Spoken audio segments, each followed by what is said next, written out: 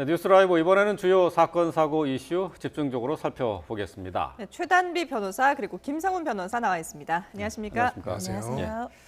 자, 먼저 살펴볼 내용은 유재수 씨가 어제 구속이 되는데요. 관련된 내용을 살펴보도록 하겠습니다. 어제 영장 심사를 받으러 가던 유재수 전 부산시 경제부시장의 모습부터 좀 보겠는데요. 자, 기자들이 몰려들어서 여러 가지 질문을 던졌습니다.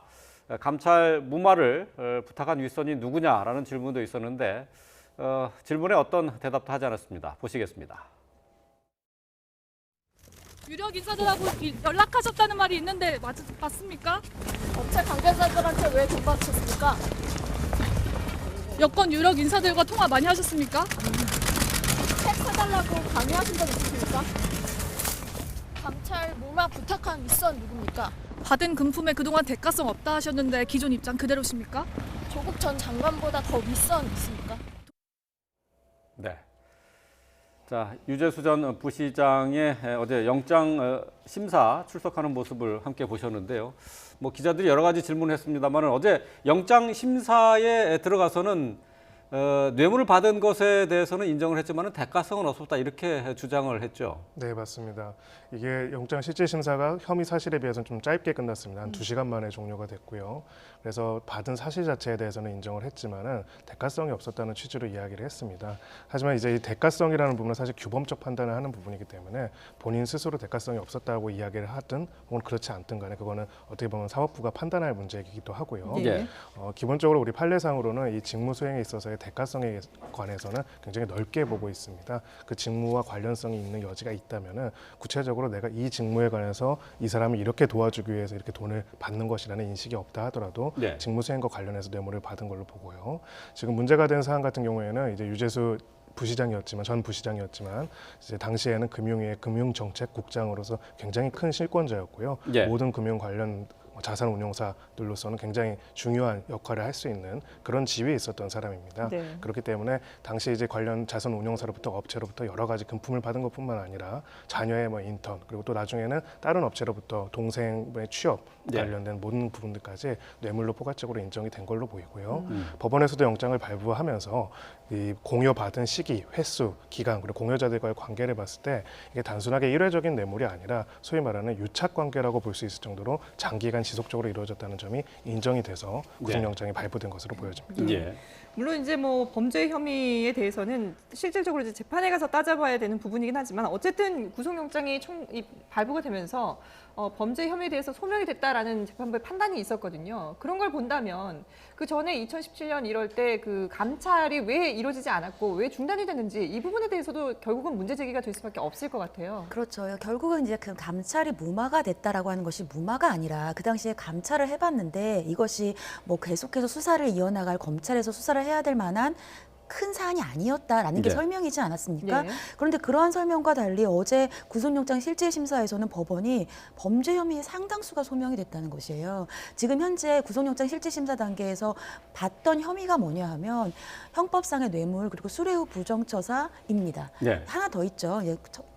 김영란법에 하나가 더 있었는데 네. 그러면 사실상 뇌물에 대해서 어느 정도 상당 부분 혐의가 소명이 됐다라고 법원은 봤어요. 그러니까 이제까지 설명과는 달리 그 당시에는 감찰이 무마가 될 수 있는 상황이 아니었다라는 법원의 설명이 되는 것이고요.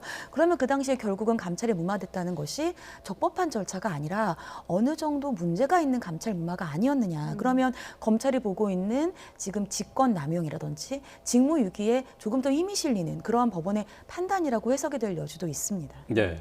뭐 이미 검찰은 관련해서 수사를 진행하고 있습니다. 박형철 반부패 비서관 같은 경우 이미 검찰에 나와서 조 전 장관 그러니까 당시 이제 민정수석이었던 조 전 장관이 이 감찰을 중단하라고 지시를 내렸다라는 진술을 이미 한 것으로 이렇게 알려져 있죠. 네, 그 내용이 이제 대대적으로 보도가 됐죠. 네. 그리고 지금 일단 다른 보도에서는 이제 조국 전 장관 측에서는 관련해서 3명의 회의에서 결정이 된 사안이다라고 이야기를 했습니다. 네. 좀 더 자세하게 내용을 말씀드리면은 조국 당시 민정수석과 그다음에 박형철 비서관과 백원우 민정비서관 이 세 명의 3인 회의에서 진행이 됐고 박형철 비서관은 이 사건에 관련돼서 형사 고발을 해가지고 검찰 수사를 진행해야 한다는 의견을 개진한 반면에 이제 나머지 그 백원우 비서관 같은 경우에는 관련해서 그냥 사표를 받는 순에서 마무리하자라는 이야기를 했다고 했고요. 네. 세 명의 회의에서 결정됐다고는 하는데 사실 국민적인 관심과 의문점은 지금 결국 구속이 될 정도로 상당히 많은 뇌물이라고 하는 굉장히 중대한 범죄를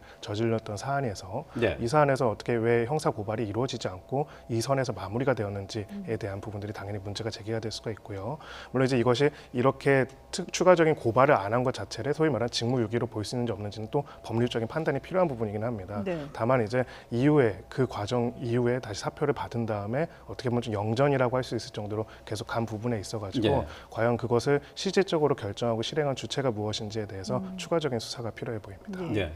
일단 뭐 지금 조 전 장관의 이름이 나왔기 때문에 조 전 장관에게 이를 확인하는 작업이 필요하지 않겠습니까? 결국 이제 검찰 수사가 이루어질 수밖에 없는 그런 부분인데 네. 지금 가족 수사와 관련해서는 조 전 장관이 계속해서 묵비권을 행사하고 있거든요. 네. 이 여기에 관련된 수사에서는 과연 어떤 입장을 밝힐까요? 아니면 계속해서 진술 거부권을 행사를 할까요?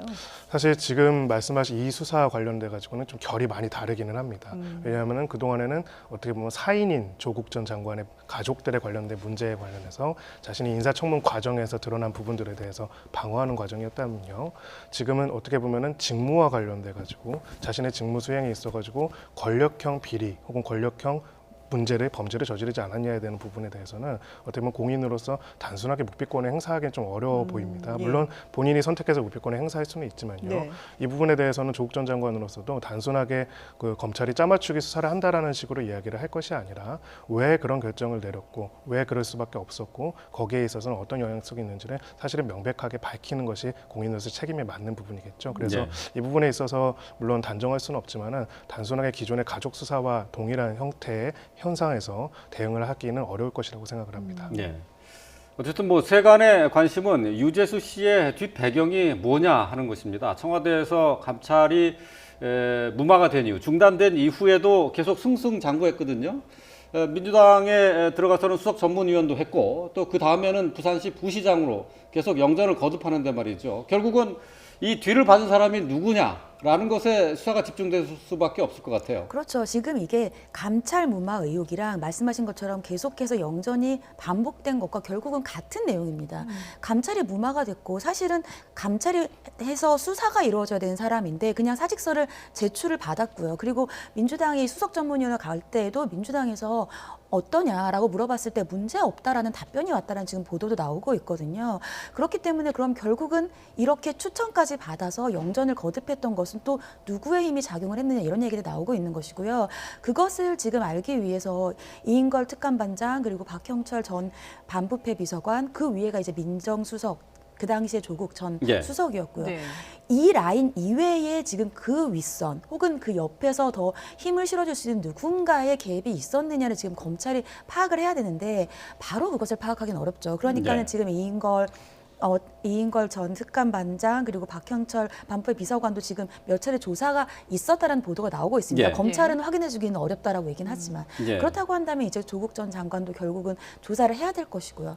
조사를 해야지 누구인지 알 수 있지 않겠습니까? 여러 가지 보도에서는 지금 뭐 누구의 이름들이 언급이 되고 있습니다만 네. 그런 것은 아직은 확정된 것이 아니기 때문에 결국은 누구냐, 그 누구가 뭐 예를 들면 직권 남용해서 어떤 직권을 가지고 있느냐, 아니면은 그 누구의 힘으로 인해서 조 전 장관이 예를 들면 직권을 남용했느냐 이런 것들이 결국은 수사에 의해서 밝혀져야 되기 때문에 가장 큰 관심은 그 누구에 지금 집중돼 있는 것으로 보입니다. 예.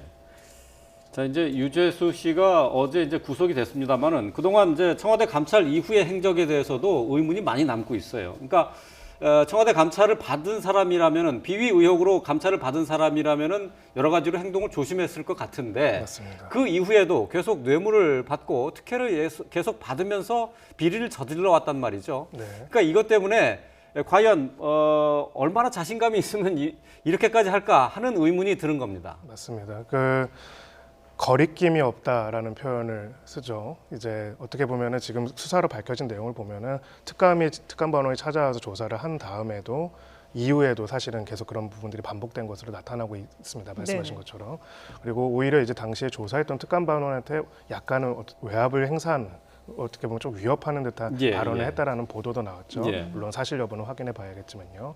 그런 부분에서 이제 이 건은 단순하게 한 공직자의 비위 사건에 그치는 것이 아니라 이 공직자라는 이 사람이 저질렀던 그리고 이 사람과 관련된 권력형 비리로서 비화될 수 있는 위험성을 내포하고 있는 부분입니다. 그래서 이 수사에 있어서 말씀하신 것처럼 단순하게 그 당시에 감찰이 중단된 경위뿐만 아니라 감찰뿐만 아니라 영전의 과정에 있어가지고 각각의 인사에 어떤 개입이 있는지 필요하고요, 판단이 필요하고요. 당시 이제 금융위원장 같은 경우에도 처음에는 이제 금융위원장에서 특별하게 이제 그 추천 경위에 대해서 이야기를 안 했지 않습니까? 네네. 근데 지금 또 수사 결과 또 내용이 좀 달라진 부분들이 있습니다. 이런 부분들을 어떻게 보면 좀 발본, 세권을 해가지고 예. 이 과정에 있어가지고 어떻게 보면 국가 권력의 종정한 행사에 있어가지고 문제점이 없었는지에 대한 면밀한 검토가 필요한 사안이라고 저는 생각합니다. 예.